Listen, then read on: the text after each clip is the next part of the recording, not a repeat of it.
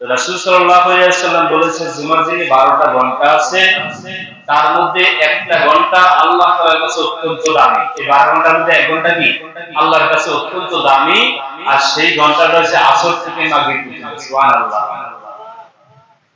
আসর থেকে মাগরিব পর্যন্ত আল্লাহর কোন বান্দা আল্লাহর কাছে হালাল যে কোনো দোয়া করলে আল্লাহ তাআলা তার সব দোয়া কবুল করে নেন। সুবহানাল্লাহ। 7 দিনের নেতা হচ্ছে জুমার দিন। এই জুমার দিনের আল্লাহ তাআলার কাছে অনেক দাম। যে জিনিসকে আল্লাহ তাআলা মূল্যায়ন করেছেন সেই জিনিসকে আমরাও মূল্যায়ন করতে পেরেছি। আলহামদুলিল্লাহ। জুমার দিনের মধ্যে 12টা ঘন্টা আছে। কয়টা ঘন্টা?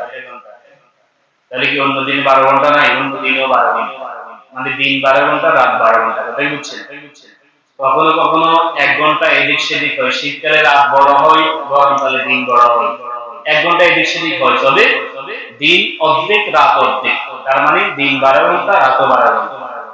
তো রাসূল সাল্লাল্লাহু আলাইহি ওয়াসাল্লাম বলেছেন জুমার দিনে 12টা ঘন্টা আছে, তার মধ্যে একটা ঘন্টা আল্লাহ তাআলার কাছে অত্যন্ত দামি। এই 12 ঘন্টার মধ্যে এক ঘন্টা কি আল্লাহর কাছে অত্যন্ত দামি, আর সেই ঘন্টাটা হচ্ছে আসর থেকে মাগরিব পর্যন্ত। সুবহানাল্লাহ। আসর থেকে মাগরিব পর্যন্ত আল্লাহর কোন বান্দা আল্লাহর কাছে হালাল যে কোনো দোয়া করলে আল্লাহ তাআলা তার সব দোয়া কবুল করে নেন। সুবহানাল্লাহ। এজন্য আমাদের পীর মাশায়েখ আকাবির যারা ছিলেন তারা শুক্রবার আসর থেকে মাগরিব পর্যন্ত এই সময়টাকে জিকির এবং ইহতিমামের খুব বেশি গুরুত্ব দিতেন। এই সময় দোয়া কবুলের সময়।